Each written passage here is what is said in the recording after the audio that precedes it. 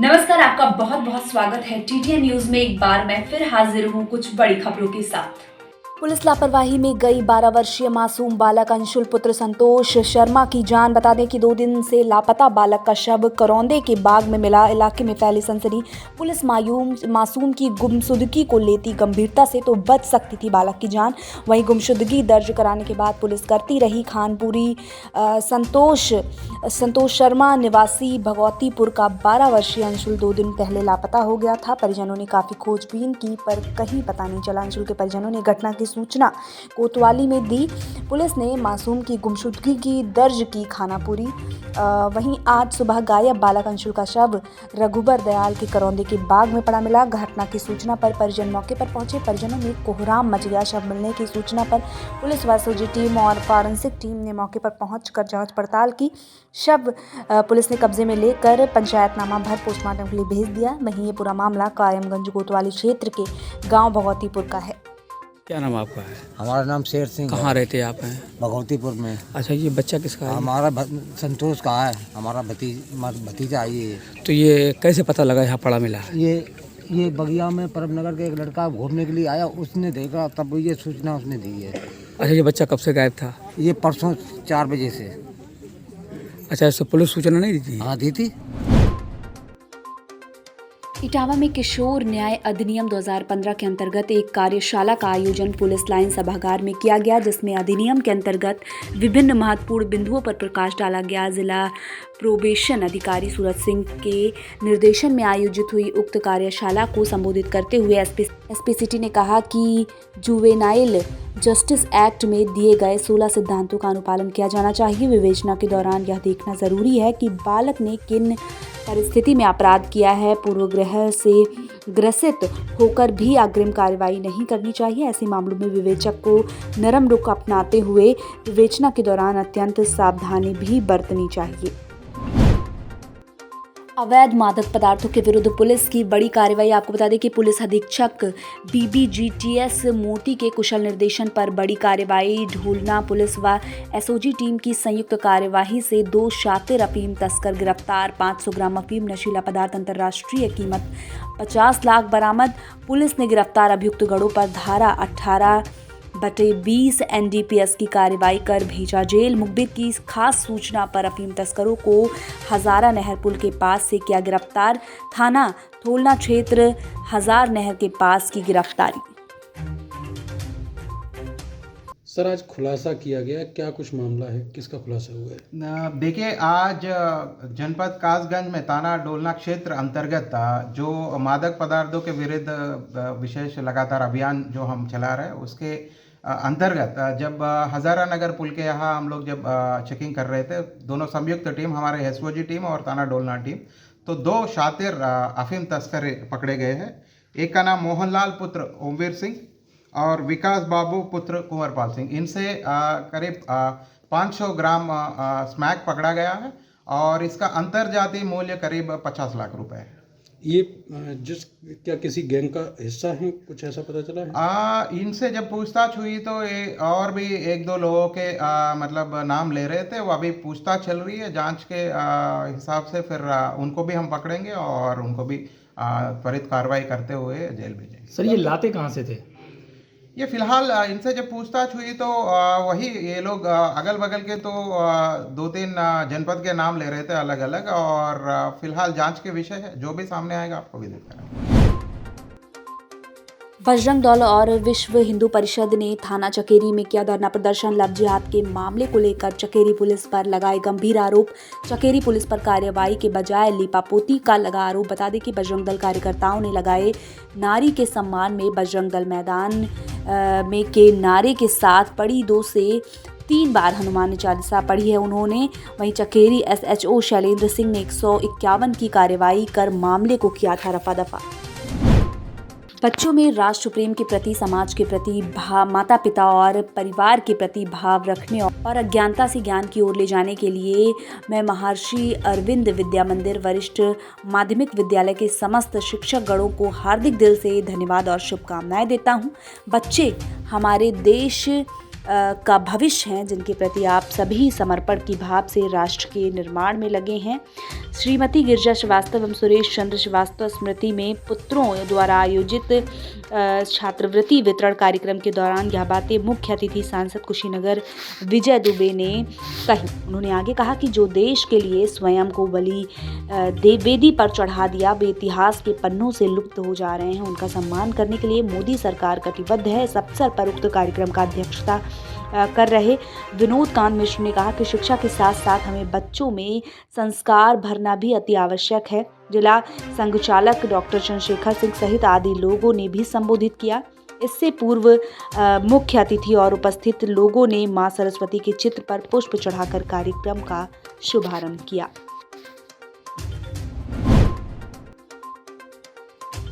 NTPC Shaktinagar परिसर स्थित राजकीय इंटर कॉलेज में विज्ञान प्रदर्शनी का भव्य आयोजन किया गया। प्रदर्शनी का शुभारंभ विद्यालय के प्रधानाचार्य डॉक्टर विनय कुमार श्रीवास्तव ने मां सरस्वती की प्रतिमा पर माल्यार्पण व फीता काट कर किया। विद्यालय के छात्र छात्राओं ने विज्ञान और गणित से संबंधित अद्भुत मॉडल बनाए थे, जिसे देखकर अभिभावकों ने बच्चों के प्रतिभा को सराहना की। इस अवसर पर विद्यालय के प्रधानाचार्य ने कहा कि विज्ञान प्रदर्शनी आयोजित करने का मुख्य उद्देश्य छात्रों को उनके सृजनात्मक और कल्पनाशीलता को प्रदर्शित करने का अवसर प्रदान करना था। वहीं विज्ञान प्रदर्शनी के निर्णायक मंडल में विनय कुमार सिंह, दुर्गेश कुमार पांडे तथा पूनम गौड़ रहीं। इस अवसर पर विद्यालय के सभी शिक्षक शिक्षिकाएं तथा कर्मचारी उपस्थित रहे।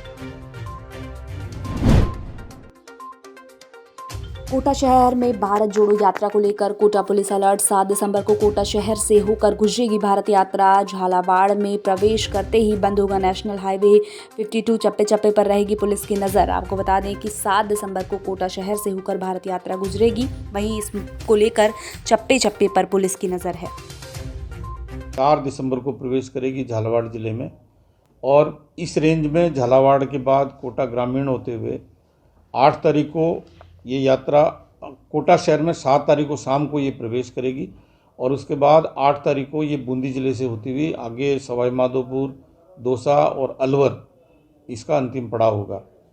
हमने जो यात्रा के दौरान कितने लोग उनके साथ रहते हैं और सुरक्षा के क्या प्रबंध पूर्व के ज़िलों में किए जा रहे हैं, पूर्व के राज्यों में, इसके लिए पूरी रेंज के चुनिंदा अधिकारियों की एक टीम वहाँ पे भेजी थी मध्य प्रदेश में।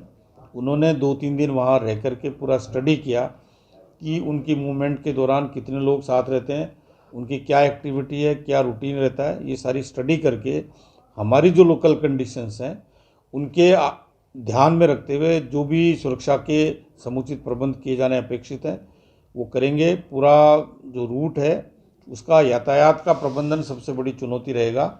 इसके लिए जिस दिन यात्रा कोटा झालावाड़ ज़िले में प्रवेश करेगी, उसी दिन से इस रूट पर जाने वाले ट्रैफिक को पूरी तरह से डाइवर्ट करना, ये हमारा मुख्य ध्येय रहेगा।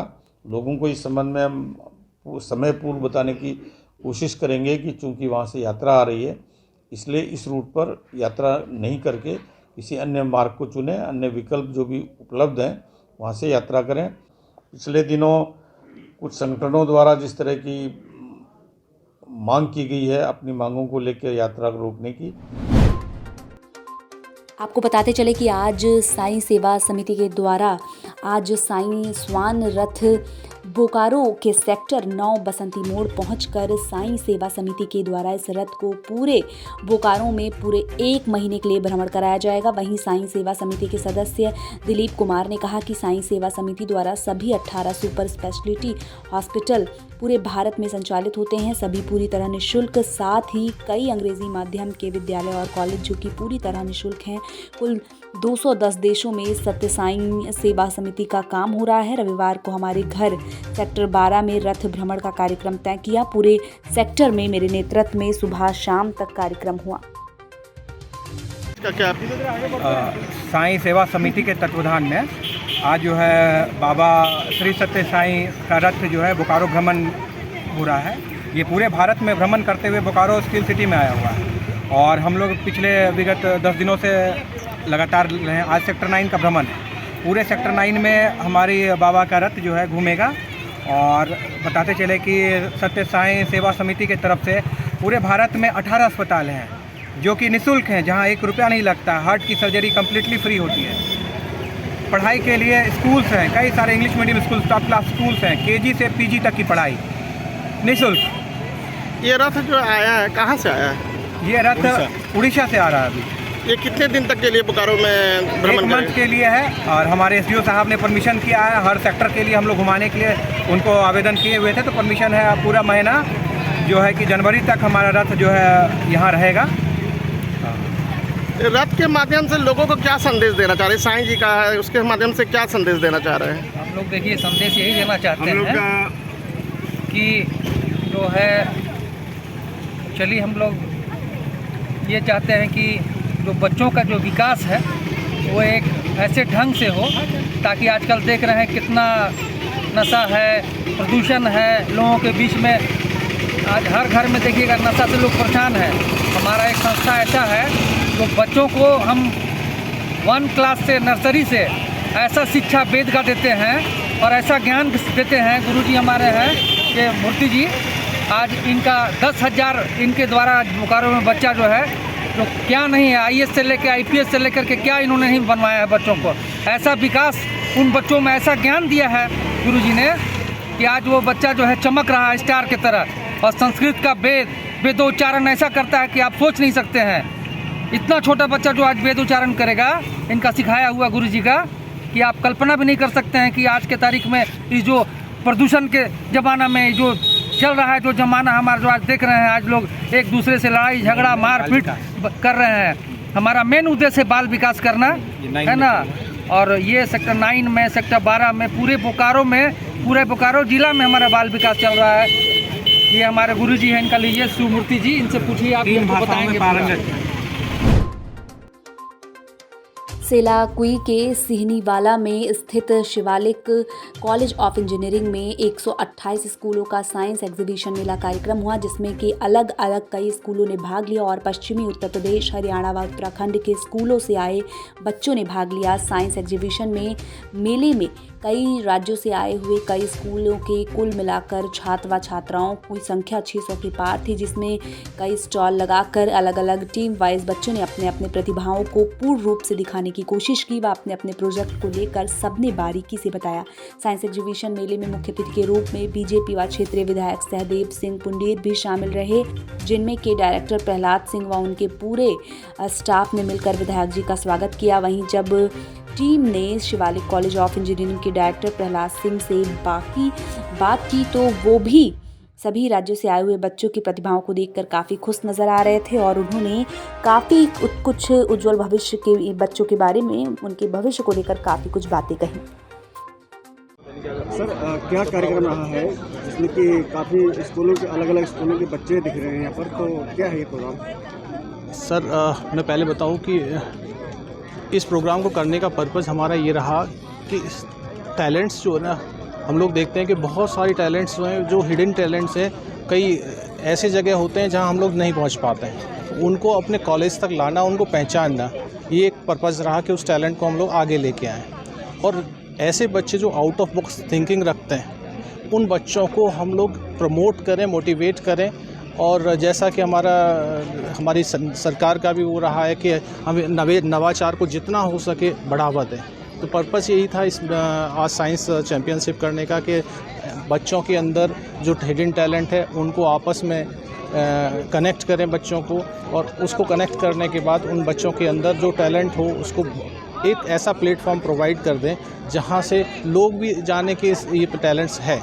और इन ऐसे लोग, स्कूलों के बच्चों ने या कितने स्कूलों ने इसमें प्रतिभाग किया है?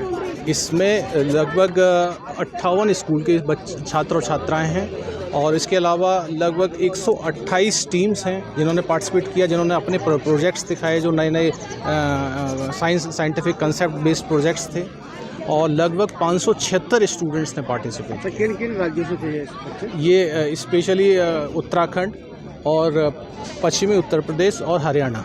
अच्छा, अलग अलग स्टेट से भी इसमें बच्चों ने पार्टिसिपेट किया। हाँ सर, इसमें सरकार का क्या इसमें कोई अनुदान रहा है जिसमें कि गवर्नमेंट आजकल शिक्षा पे काफ़ी सर इसमें ये रहा है कि हम लोगों ने अपने कॉलेज के अंदर एक इंक्यूबेशन हब बनाया है, जिसमें जो अच्छे जो आइडियाज़ इस साइंस चैम्पियनशिप से निकल के आएंगे, उन आइडियाज़ को हम इंक्यूबेट करेंगे अपने आई हब में, और उन आइडियाज़ को यदि पॉसिबल हुआ तो पेटेंट करके उनको स्टार्टअप्स की तरफ लेके जाने की पॉसिबिलिटी हमारी तरफ से रहेगी। कितना लंबे समय में और चलेगा ये कार्यक्रम? ये एक दिन का कार्यक्रम है। ठीक है। मुलायम सिंह जी कहते थे, हम भाजपा को आशीर्वाद देते हैं, मोदी जी को आशीर्वाद देते हैं, कमल के फूल को आशीर्वाद देते हैं, और जो उन्होंने कहा उसके आधार पर हमको सफलता का रास्ता भी मिला। और आज मुलायम सिंह जी नहीं हैं, उनको श्रद्धांजलि अर्पित करते हैं और समाजवादी पार्टी का बोरिया बिस्तर बांध करके मैनपुरी की जनता से, मैनपुरी से सपा को मुक्त कराना है। पन्ना समिति फॉर्मूले को लेकर कहा, सफलता ऐतिहासिक मिलेगी। मैनपुरी एक तरीके से जेल के ताला जैसा बंद करके सपाइयों ने रखा था, वह जेल का ताला टूटेगा। वहीं रामपुर में आजम खान के द्वारा की गई प्रेस कॉन्फ्रेंस में उन्होंने अखिलेश यादव से इलेक्शन कमीशन से आग्रह कर बीजेपी प्रत्याशी को जीता घोषित करने की बात कही, जिसको लेकर के उन्होंने कहा कि अखिलेश यादव जी को हो चाहे उनके चाचा आजम खान हो, जब चुनाव में हार सामने दिखाई देती है तो पहले बहाने खोजना शुरू कर देते हैं। आजम खान ने पुलिस प्रशासन द्वारा उनकी पत्नी को बंदी किए जाने और परेशान किए जाने को लेकर कहा कि ये आरोप मिथ्या है। मुझे लगता है कि यह आरोप है किसी दल के नेता को चुनाव आयोग से करनी चाहिए। वहीं सपा द्वारा चुनाव में गड़बड़ी करने का प्रशासन पर लगाए गए आरोप पर कहा कि जो जैसा करता है उसको वैसा नजर आता है। भारतीय जनता पार्टी में निष्पक्ष चुनाव होता है और आयोग के द्वारा निष्पक्ष चुनाव कराया जाता है, और मुझे लगता है कि निष्पक्ष चुनाव हो रहा है। वहीं इटावा में सपा के कार्यकर्ताओं द्वारा रेलवे स्टेशन अनाउंसमेंट इंक्वायरी से सपा समर्थकों द्वारा डिम्पल यादव के जिंदाबाद के नारे लगाए गए, जिसको लेकर उन्होंने कहा कि अगर कोई इस तरीके से कर रहा है तो बिल्कुल गलत है, इससे वह चुनाव नहीं जीतेंगी। इस तरह की तमाम बातें मैनपुरी में पहुंचे डिप्टी सीएम केशव प्रसाद मौर्य ने कही। समाजवादी पार्टी डिम्पल यादव पेनिंग में आए। मुलायम सिंह कहते हैं कि मैनपुरी का था। मुलायम सिंह जी कहते थे कि हम भाजपा को आशीर्वाद देते हैं, मोदी जी को आशीर्वाद देते हैं, कमल के फूल को आशीर्वाद देते हैं, और जो उन्होंने कहा उसके आधार पर हमको सफलता का रास्ता भी मिला। आज आदरणीय मुलायम सिंह जी नहीं, उनको श्रद्धांजलि अर्पित करते हैं और समाजवादी पार्टी का बोरिया बिस्तर बांध करके मैनपुरी की जनता से, मैनपुरी को सपा से मुक्त कराने का अपील। पन्ना समिति फॉर्मूले से बीजेपी लड़ने जा रही है चुनाव, क्या लगता है कितनी सफलता मिलेगी? सफलता ऐतिहासिक मिलेगी। मैनपुरी एक तरह से जेल का ताला जैसे बंद करके सपाइयों ने रखा था, वो जेल का ताला टूटा। आजमगढ़ में आजम खान ने पीसी की है। कहा कि अखिलेश जी जब रामपुर आएंगे तो मैं उनसे आग्रह करूंगा कि चुनाव कमीशन से बात करके बीजेपी प्रत्याशी को जीता हुआ घोषित कर दें। श्री अखिलेश यादव जी हों, चाहे उनके चच्चा मोहम्मद आजम खान हो, जब चुनाव में हार सामने दिखाई देती है तो पहले बहाने खोजना शुरू कर देते हैं। पुलिस प्रशासन पर उन्होंने आरोप लगाया कि उनकी पत्नी को घर से बाहर नहीं निकलने दे रहे हैं। नहीं, ये आरोप मिथ्या है। मुझे लगता है जो भी शिकायत हो किसी भी राजनीतिक दल और नेता को जाके आयोग से। अखिलेश यादव आरोप लगा रहे हैं कि प्रशासन का दुरुपयोग किया जाएगा चुनाव में, मतगणना जो जैसा करता तो उसे वैसा दिखता है। भारतीय जनता पार्टी में निष्पक्ष चुनाव होता है, आयोग के द्वारा निष्पक्ष चुनाव कराया जाता है और मुझे लगता है निष्पक्ष चुनाव हो रहा है। क्या लगता है जीत को लेकर कितने अब ये तो जनता के वोट के आधार पर होगा, लेकिन जीत सुनिश्चित है, ये मुझे लगता है। कल इटावा में कुछ सपा के लोगों ने अंदर अनाउंसमेंट में घुस करके समाजवादी पार्टी डिम्पल यादव के जिंदाबाद के नारे क्या किया है? कल इटावा में अनाउंसमेंट होता है रेलवे स्टेशन पे, सपा के कार्यकर्ताओं ने घुस नहीं, अगर कोई इस तरह से कर रहा है तो गलत, जिंदाबाद के नारे लगाए, वो गलत, इससे वो चुनाव नहीं। फिलहाल वक्त हो चुका है छोटे से ब्रेक का। ब्रेक के बाद हम फिर हाजिर होंगे कुछ बड़ी खबरों के साथ। तब तक के लिए बने रहिए हमारे साथ और देखते रहिए TTN न्यूज़।